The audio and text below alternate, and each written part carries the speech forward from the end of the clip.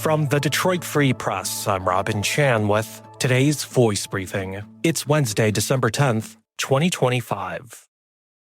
Hi, I'm Arpan Lobo. I cover politics and state government for the Detroit Free Press. The fate of 9 bills passed all the way back at the end of the 2024 Michigan legislative session, but not sent to the governor's desk, could still be in the balance. That's because Michigan House Speaker Matt Hall and House Republicans have asked the Michigan Supreme Court to reverse a lower court of appeals ruling that directs the House to send the legislation to Governor Gretchen Whitmer. The House, in an appeal filed Monday, December 8th, said the Court of Appeals incorrectly ruled in October when it said the House could be ordered to present the bills. Now, the Supreme Court can decide whether or not to take up the case, but it's the latest development in a winding case about legislation passed when Democrats controlled all 3 chambers of state government in Michigan. At the end of 2024, Democrats in the legislature passed a flurry of bills during the so-called lame duck session before Republicans took control of the House. 9 bills that were passed then weren't presented to Whitmer for consideration by the time Hall and Republicans took control of the House. Now, Republicans have argued that it's not the job of a new legislature to fulfill tasks of a previous one and have still not presented the bills. Senate Democrats, who sued the House earlier this year, have said because the bills had passed both chambers, they should be sent to Whitmer's desk for consideration. In Michigan, in order for a bill to become law, it has to pass both chambers, the House and the Senate, and then be signed into law by the governor. The legislation in question touches on a variety of areas, including increasing government contributions to public employees' health care, updating retirement benefit options for corrections officers, excluding certain types of benefits from debt garnishment, and allowing Wayne County to ask voters to create a new museum millage.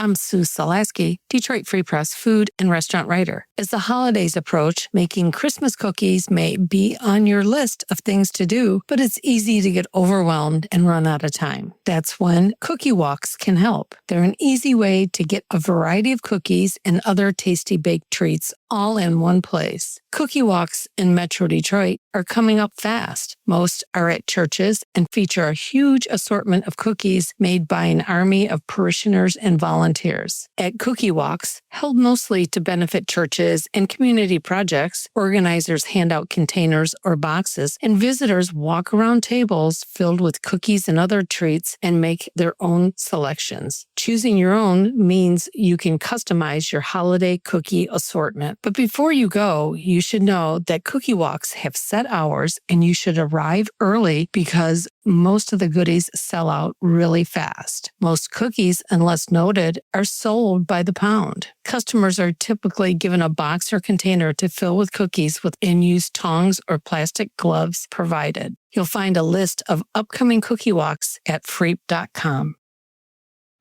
Hey everybody, this is Evan Petzold, the Detroit Tigers beat writer for the Detroit Free Press. On this week's episode of our podcast, Days of Roar, we talked to Boston Red Sox radio play-by-play broadcaster Will Fleming about free agent third baseman Alex Bregman. Here's a quick snippet of our conversation.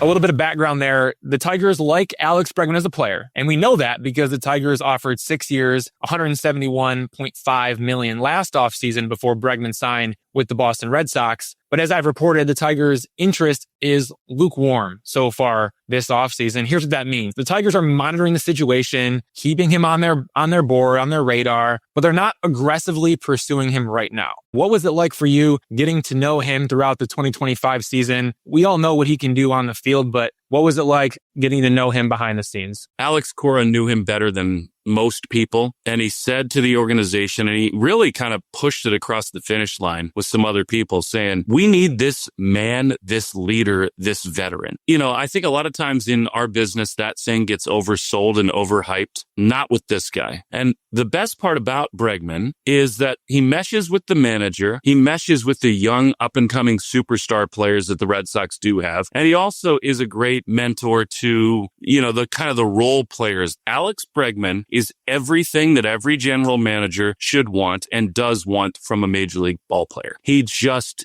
gets it. He's the first guy on the field to start the day. He works harder than everybody, but like these people who live and breathe and drink it, who want to do nothing other than baseball, they're rare breeds. Everybody now is in the lab doing driveline, and those guys, Bregmans and Schwarbers of the world, they get into that, but it's founded on this bedrock of like lived baseball experience. And those guys have so much credibility in every room they walked into. To answer your question, Bregman did all of that times 100 in the Red Sox clubhouse. You can hear that full conversation in this week's episode of Days of Roar, which is available wherever you listen to podcasts. And as always, you can find our latest coverage on freep.com/sports. Find more from the Detroit Free Press on freep.com. That's FREEP.com. Thank you for listening, and you'll hear more from us tomorrow.